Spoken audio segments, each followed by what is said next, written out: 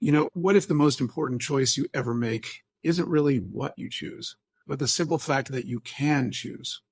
We're about to dive into one of the most famous and maybe most misunderstood stories of all time to figure out why real, genuine love just can't exist without the freedom to say no. I mean, it's a huge question, right? It's the paradox that kicks off the whole story. You have a perfect world, a perfect relationship, and then just one rule, one single fatal flaw. Why would you do that? Why build an escape hatch into paradise? It seems completely backward, but as we're going to see, that one choice, well, it's the key to absolutely everything. Okay, so here it is. This is the verse where it all gets set up. And our eyes, we tend to zoom right in on the one thing they can't do. But look closely at how it's worded. The very first thing God talks about isn't the restriction at all. It's the incredible, overwhelming permission. And this chart, wow, it really puts it into perspective, doesn't it? God's starting point wasn't no. It was this radical, overflowing generosity. I mean, that one little restriction is almost nothing compared to the entire universe of yes they were given. So this was never a test about limitation. It was about starting a relationship from a place of abundance and ultimately trust. All right, so to really get what's going on here, we've got to dig a little deeper. We have to go back to the original language, to the Hebrew, because some of these key words, man, they have a richness and a depth that our English just can't quite capture. And once you see what they really mean, it kind of changes how you see the whole story. So let's start with the word for command, which is tzavah. Now, when we hear command, we think of a drill sergeant or some harsh decree, right? But that's not the vibe here at all. It's much more like a parent telling their kid, hey, don't touch that hot stove. The goal isn't just arbitrary control. It's loving protection. It's guidance away from a danger the child doesn't even understand yet. Okay, and this next one is huge. The word for knowledge here is dath, and this is not about head knowledge like studying for a test. This means to know something through direct personal experience. Think about it. They already knew what was good because God told them. The choice wasn't about learning a new fact. It was about deciding whether to trust his word or to know evil by actually participating in it. And finally, that scary phrase, surely die. In Hebrew, it's mot tamut, which is this really emphatic way of saying, dying you will die. But it's less of a threat, like I'm going to get you, and more of a simple statement of fact. It's cause and effect.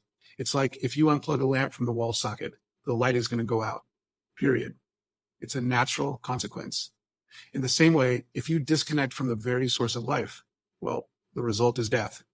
So when you put all these pieces together, these clues from the original language, a totally different picture of this so-called test starts to form. And you realize pretty quickly it was never really about the fruit. This is what it all boils down to. This was the real choice, laid out plain and simple. It was a choice between two completely different ways to live. Path number one, you trust that God's character is good and that his wisdom is all you need. Path number two, you decide you have to verify everything for yourself through your own experience. You become the ultimate judge of what's good and what's evil. And that totally reframes the outcome, doesn't it?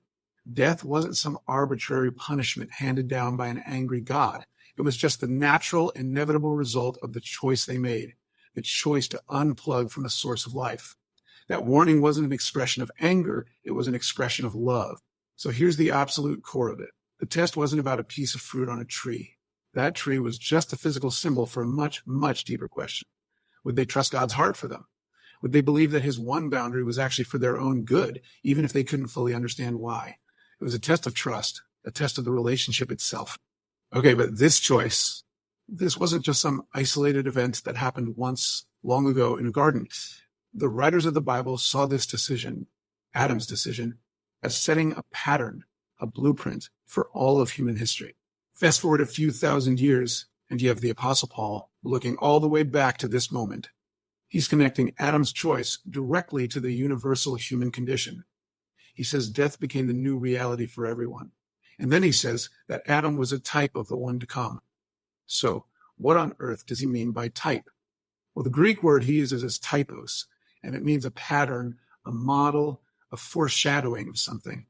What Paul is saying is that Adam's test, that core choice between simply trusting God's word or insisting on finding out for yourself, that became the fundamental test for humanity.